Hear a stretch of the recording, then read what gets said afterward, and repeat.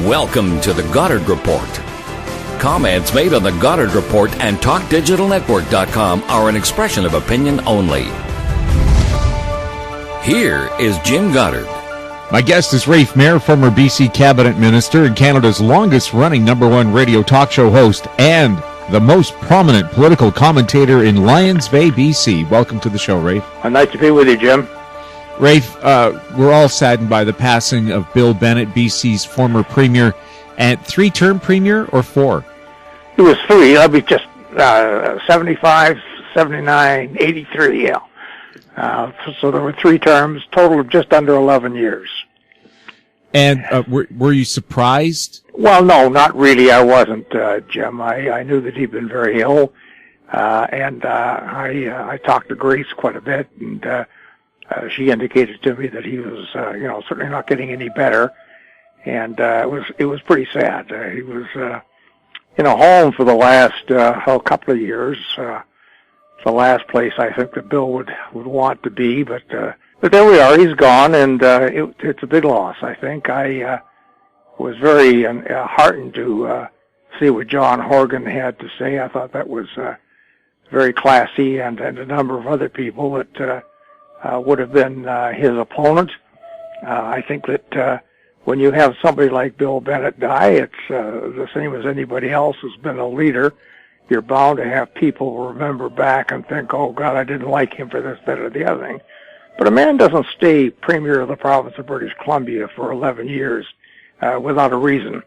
And I was with him for 5, as you know, and I count myself as a very good friend of Bill's, and he was a fine man, and I think a first-class Premier. He had the uncanny ability to have loyalty from his people who worked for him, even though he had to do some pretty tough things, and everybody knew he was no patsy, and you knew that if you screwed up, you were going to. I used to laugh. I went and stood on the carpet right on top of the blood the bandage jam spilled just before me, and you knew you had to do that, but he never gave it to you in public. He always in private, and it was. You will learn from it, but I've said this a number of times, Jim, and I'll say it one more time, then I'll shut up. Every one of us, I think, that worked for Bill Bennett would have crawled a mile on their hands and knees over broken glass for the guy. He had that kind of loyalty, and there was that kind of affection for a man that, after all, in addition to all his talents, had an utterly fantastic sense of humor. Why were people so loyal? I know people like Stephen Harper demanded it or you're out the door. How come Bill was so popular? Well, I don't know that it's so hard to explain. I'll tell you why, Jim. I'd never met anybody quite like him.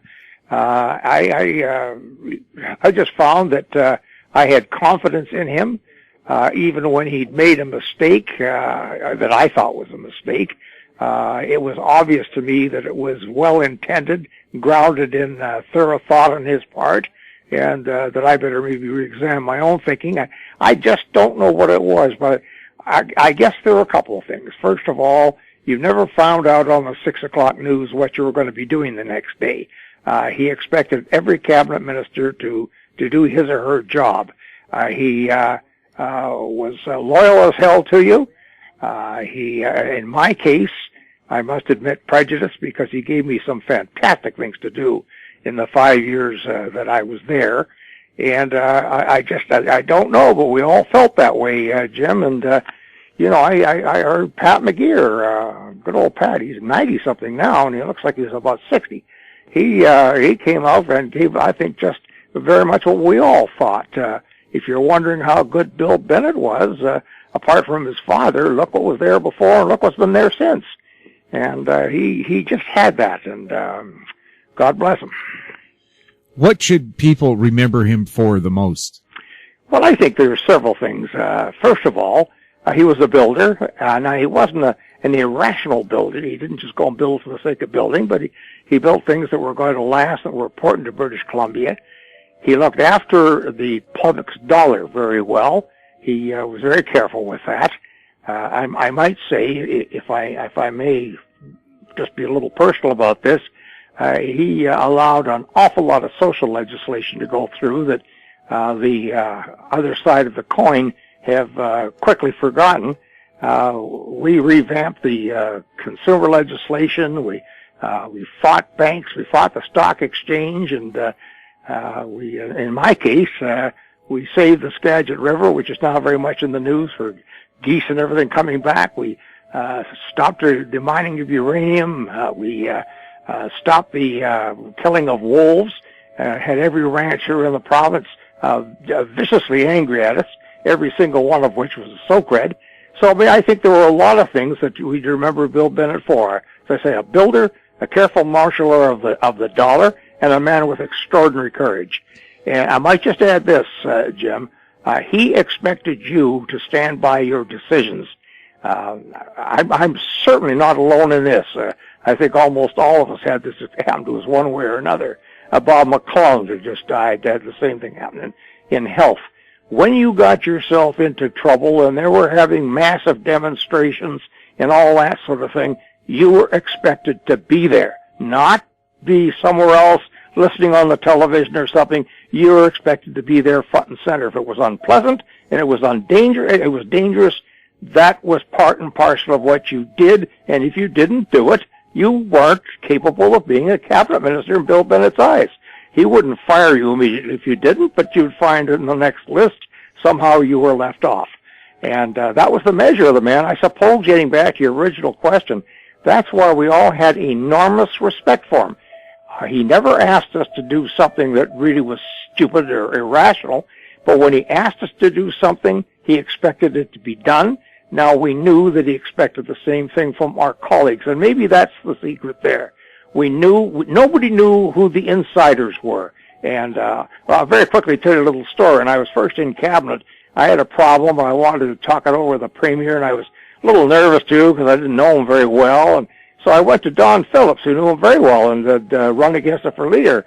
And I went up and said, Don, I know that you're very close to the premier, one of the sort of insiders. I'd like your advice. And he looked at me blankly, and he said, an insider? I said, are you kidding? He said, I thought you were, to me.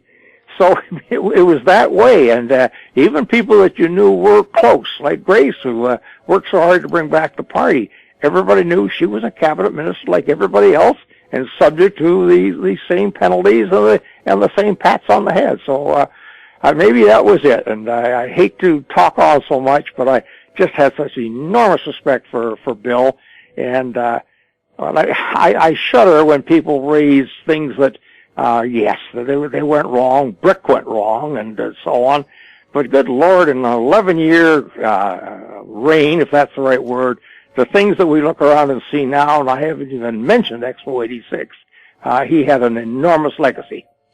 Well, I was just going to ask about Expo 86. Vancouver welcomed the world, and the world has come. 30% of our condo sales are now to foreigners in Vancouver. Is that a bad thing or a good thing? That the condos are what? Well, 30% of the condo sales in the past year in Vancouver were to foreigners, and the government's lying when it says it doesn't have a way to find out because every real estate sale has to be tracked on a financial document. All they have to do is ask for it. But what I'm saying is Expo welcomed the world to Vancouver, and my wife and I were just discussing it, and we said before Expo, Vancouver, nice city, but, a quiet place. And then afterwards, 9 months later, we saw condo sales, house sales, and so on start to jump dramatically. And we thought, we invited the world, and I think the first wave was Canadians. But I think other people, when they noticed Vancouver, decided, hey, that is a nice place. I'd like to live there. All of those things have a big plus side, but they also have a cost. There's nothing in this world, this, Jim, that comes for nothing. And you're not going to get people excited about a beautiful city like Vancouver, a beautiful province like British Columbia, without having some problems come in the wake of that. And I think that the problems that we have are pretty picayune compared to the enormous success that Expo 86 brought to us. I think you and your wife have put your finger on. Just look at Vancouver now. Look at how exciting it is. Look at the places to eat. Look at just walking down the streets of Vancouver. It's just an entirely new place. And I've lived here my entire life, and I am very, very proud of how it all turned out. And you know, Jim, I don't mean to excuse the whole problem of laundering of foreign money and all that sort of thing. I'm sure we do have a problem, etc. But how well I remember the recession of the 80s when the interest rates were 25%, and we were begging for Chinese money. We're begging for any kind of money to come into Vancouver and buy our condo. So these things go in cycles, and they all come with a price. I think the price was a very, very reasonable one to pay for what we got. We'll have more with Rafe Mair right after the break. See singing impressionist Andre Philippe Gagnon. And I think to myself. In Oliver, December 29th. In Kelowna, December 30th. Buy online and save at ontourtickets.com. Unbelievable harmonies, spectacular performance, the ultimate tribute to the Everly Brothers and Simon and Garfunkel. Bird Dog and the Vintage Electric Band, Saturday, January 9th at the Alex Goulden Hall. Buy online and save at ontourtickets.com. In Goddard we trust. Welcome back. We're speaking with Rafe Mair. Rafe, on another topic, Justin Trudeau has made some suggestions on how the Senate can be reformed, at least the way the people who go to the Senate are picked. I think that Premier Clark was quite right to reject it, but where she was wrong is this. The last thing she needs to say is, oh, I think I'll go and concentrate on unemployment and on the economy. I mean, that is very important for a lot of people, but it's crap compared to what this argument is all about. She has a much, much better answer. The answer being British Columbia has always been front and center in constitutional reform and in the constitutional picture. Now, having said that, we have to decide as Canadians not whether we want this Senate. The Senate's a joke. Everybody knows that.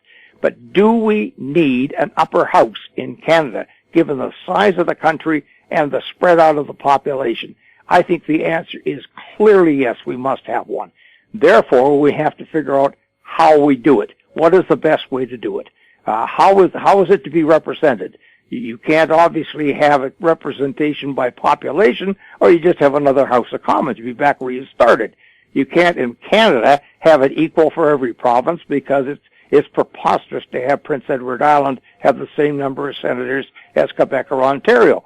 However, so you've got to find some balance between the two. It's not that it's never been done before. It's been done in Germany, where they have a difference in size of their Länder, or states as they call their states, and they have a balanced representation system. So it's there to be seen. We have the United States to look at. They have 2 per state, and they're pretty lucky because the states all seem to balance out large and small in different regions, so they don't have the huge discrepancy. But that's more good luck than good management. But we have a good Senate model to look at in Australia, and to say that we're not going to do that is to say that Canadians are incapable of coming up with a solution to the problem of being very, very large geographically, with population all over the place and with different influences and different traditions within those populations. And I think this is pretty important that we settle down and we look at this. Now, if we decide we can't do it, we're just going to abolish the Senate, then we'll have to get used to the idea that Ontario and Quebec not only run the country economically, but they have the entire political power in the country unto themselves. They will absolutely control the Senate and the House of Commons. If we're prepared to go along with that as the Canada of the future, well, so be it. I don't think most Canadians are. I think most Canadians realize we have to make up our own rules, our own way of doing things. We have compromises we have to make because of the nature of the country, and we should get down and do it. My long answer is simply this. Christy Clark, get off your butt. Don't make all these silly little statements. Have something prepared. She knew this was coming. You can still prepare and put forward the position of British Columbia. We're here to help. We have a committee we're putting together right now to assess British Columbia's position on Confederation matters, etc. And you call a conference, Mr. Prime Minister, and we'll bloody well be there and we'll be contributing. That's the way BC should be looking at things. What has Australia done that you admire? Well, I must say that I'm not completely familiar with all of the ins and outs of Australia, but I do know that they have representation from each of their states, and that they are satisfied that the Senate works as a reasonable offset to the dictatorial nature of representation by population. And this, I think, is the problem that they've had to attack, and Germany had to attack, and the United States had to attack, and we have to attack. Because the populations are spread out so much, and in Canada's case particularly, there are different traditions and cultures involved all over the country. If you have straight rep by pop, representation by population, it becomes a dictatorship of the majority over the minority, not just a little bit of extra power. It becomes an absolute ironclad dictatorship. Australia recognized that, and I think that they have worked it out. The Australians I have talked to in any event say that they think it's satisfactory. All I say, Jim, is that you cannot have a country the size of Canada with its diversity and have it strictly run by rep by pop unless you want to give all the power to Toronto and Montreal. And, of course, we've seen enough of that. I don't think, at least in the West, and especially the West Coast, you want to see that. Quebec would still play a dominant role. Do we overemphasize Quebec? Well, I don't think you overemphasize it at all. I think Quebec is an enormous part of our country, and it's got its own particular contribution to make. The Francophone contribution, not entirely, of course. There's a huge Anglophone population, as well as Irish and other and Scottish and other backgrounds, but they have that to contribute. But each one has something to contribute, and you have to recognize those things. If people would read the book, and I urge you to do this, a book put out by Gene Barman, who was a professor at UBC some years ago, called The West Beyond the West, you'll see what British Columbia is and why it is so different and has to be treated differently. Not better. I'm not saying that. I'm not saying we're superior and else like that. I'm simply saying there are a lot of very distinguishing features in our historical background, our demographics, our geography, and so on that make us different, and so we have to look at Canada through a different lens. Now, we're not the only ones. The prairies do the same thing. Ontario does. Quebec does. The Atlantic provinces, they've got both the old Maritimes, as we call them, and add to that Newfoundland. Now, you can either throw up your hands and say, oh, my God, we can't handle all that, or you can say, wait a minute, let's see what we can do with this. Let's see if we can bring it all together, not make it into a perfect country. Canada has always made perfection the enemy of improvement. Just make it a good country, a better country that's going to survive as we go through the stresses and strains to come. And I think we can do it. I watched the Canadians doing it in the 70s and the 80s. I see no reason why they can't do it now. Rafe, thank you very much for chatting with us. My pleasure, Jim, always. Anytime. My guest has been Rafe Mair, former BC cabinet minister and Canada's longest-running #1 radio talk show host. You're listening to the Goddard Report on TalkDigitalNetwork.com. Find us on Twitter at TalkDigitalNet. Our popular YouTube channel is Talk Digital Network. Comments about the show can be sent to info@HowStreet.com. I'm Jim Goddard. Comments made on the Goddard Report and TalkDigitalNetwork.com are an expression of opinion only. The Goddard Report is available online and mobile at TalkDigitalNetwork.com. The Goddard Report is a production of How Street Media Incorporated.